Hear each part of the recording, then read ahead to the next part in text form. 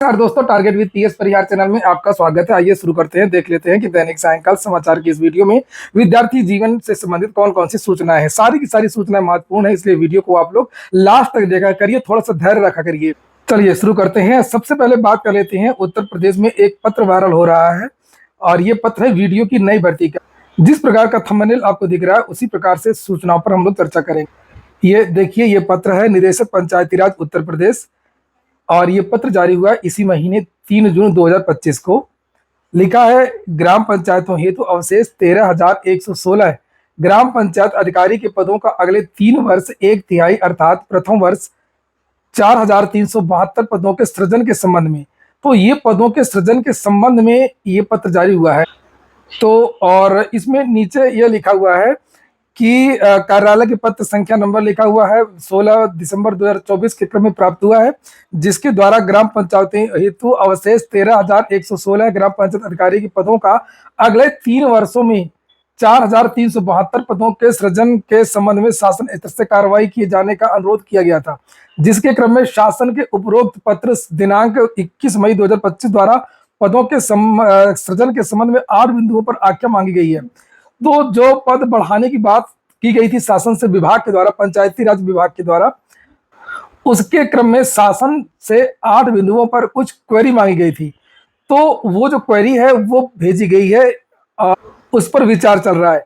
तो अगर शासन संतुष्ट हो जाता है तो ये जो पद है वो सृजित हो सकते हैं। 4,372 एक साल, 4,372 एक साल, 4,372 एक साल।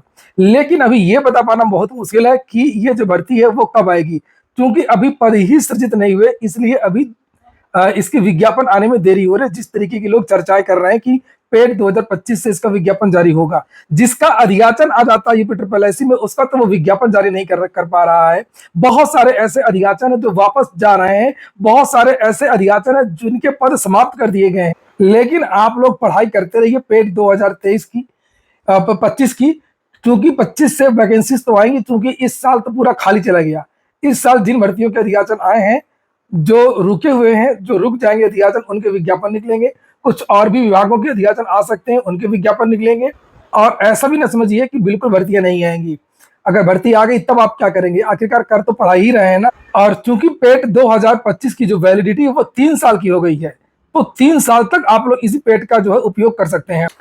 अगली जो सूचना है वो टीजीटी पीजीटी की है। थोड़ा सा जल्दी जल्दी करेंगे क्योंकि इसमें 4-5 सूचनाएं हैं और सभी सूचना महत्वपूर्ण है। टीजीटी पीजीटी एग्जाम आयोग की मीटिंग समाप्त। आज चेयरमैन आई थी काफी दिनों बाद और काफी सदस्य भी आए थे।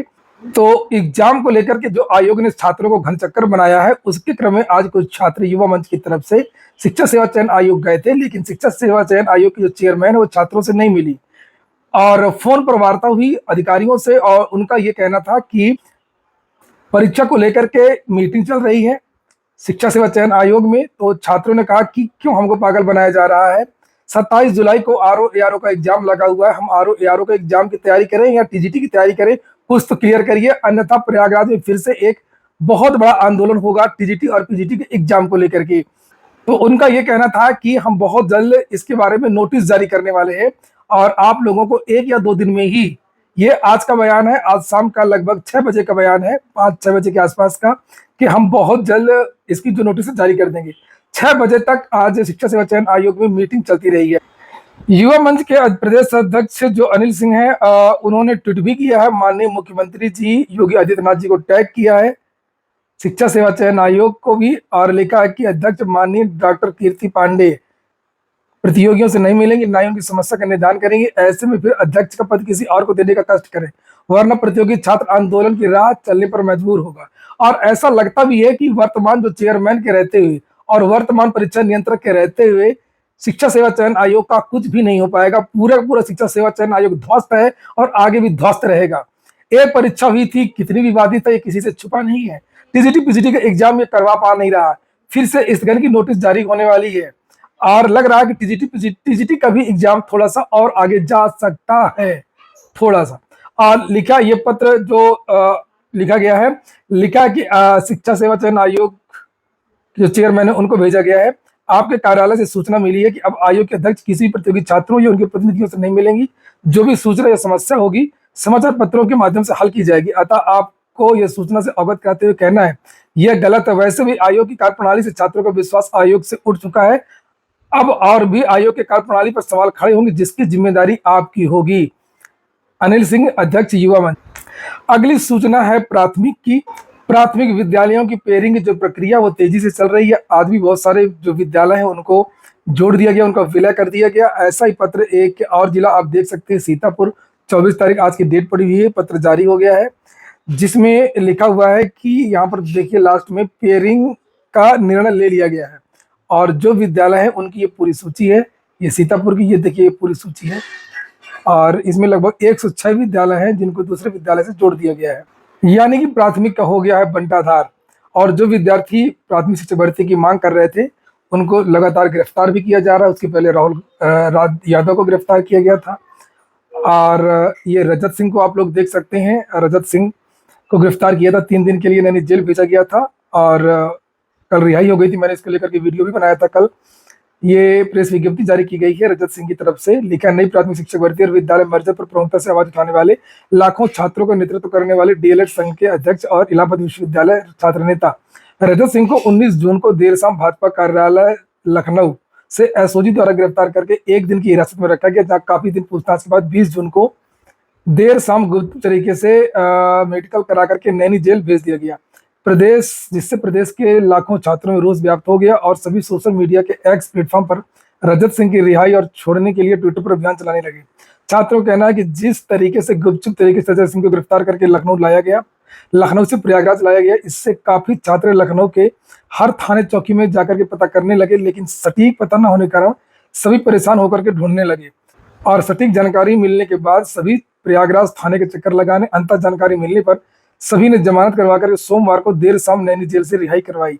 जेल से छूटने के बाद रजत सिंह का कहना है कि मुझे गिरफ्तार करके जेल भेजकर भले ही हमें हक अधिकार की लड़ाई लड़ने से रोक सकते हैं, लेकिन मेरे विचार लाखों बेरोजगार रजत सिंह को कैसे रोकेंगे, जो नई शिक्षक भर्ती और विद्यालय मर्जर पर दुखित और परेशान है। माननीय मुख्यमंत्री जी को लाखों छात्रों की पीड़ा को सुनना चाहिए। रजत सिंह, प्रदेश अध्यक्ष डीएलएड। राहुल यादव का आपने देख लिया, रजत सिंह का देख लिया, अब जो डीएलएड उपाध्यक्ष विशु यादव है इनका भी देख लीजिए। आज सीएम योगी को गाजीपुर आना था। बताया जा रहा है कि गाजीपुर आगमन के पूर्व ही विशु यादव को घर में ही डिटेन कर लिया गया। ये तस्वीरें आप लोग देख सकते हैं। और जब सीएम योगी शाम को गए, उसके साथ में जो प्रशासन है उसने विशु यादव को छोड़ा। तो आंदोलन को, धरना प्रदर्शन को केवल दबाने की कोशिश की जा रही है। ये नहीं देखा जा रहा कि आखिरकार ये आंदोलन और धरना प्रदर्शन हो क्यों रहे हैं। अगली जो सूचना है वो है नई आरपीएफ वैकेंसी की। ये आप देख सकते हैं, आरपीएफ की वैकेंसी में बहुत बड़ा बदलाव होने जा रहा है। लिखा, संयुक्त परीक्षा से आरपीएफ में होगी बहाली, 450 एसआई और 4500 जवानों की इसी वर्ष होगी बहाली। ये नई भर्ती आप लोगों को देखने को मिलेगी।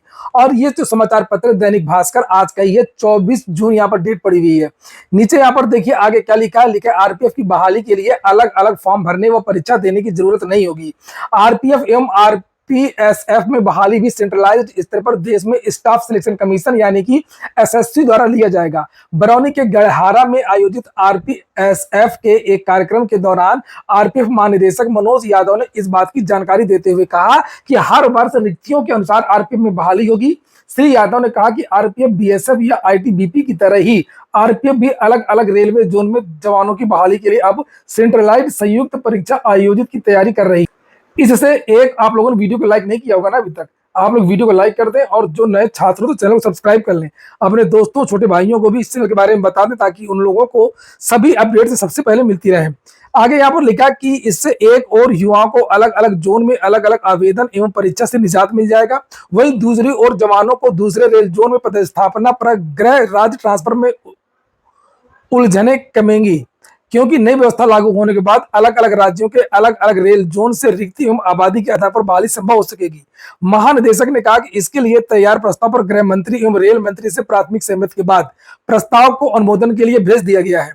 स्वीकृति मिलते ही इस प्रक्रिया को देश भर में शुरू कर दिया जाए। तो जो भी ये बदलाव हो रहा है वो अच्छा है। और नई भर्ती को लेकर के यहाँ पर जानकारी दी गई है कि आरपीएफ महानिदेशक ने बताया कि इस वर्ष आरपीएफ में 450 सब इंस्पेक्टर और 4500 जवानों की बहाली होगी, जिसको लेकर के प्रक्रिया शुरू हो चुकी है। उन्होंने कहा कि अक्टूबर के अंतिम सप्ताह तक यह प्रक्रिया पूरी कर लिए जाने की उम्मीद है। सब इंस्पेक्टर और जवानों की इस बहाली की प्रक्रिया पूरी होने के बाद ट्रांसफर को लेकर के सब इंस्पेक्टर और जवानों के आवेदन पत्र पर तेजी से विचार किया जाएगा। रिक्त पदों को भरे जाने के बाद ट्रांसफर के लंबित मामलों को निष्पादित करना विभाग के लिए सहज रहेगा। यह हो गया आज का वीडियो आपको अच्छा लगा हो, पे काम का हो तो लाइक अवश्य कर दें। जिन छात्रों ने चैनल को सब्सक्राइब नहीं किया हो, सब्सक्राइब कर लें। पूरा वीडियो सुनने के लिए बहुत बहुत धन्यवाद। शुभ रात्रि।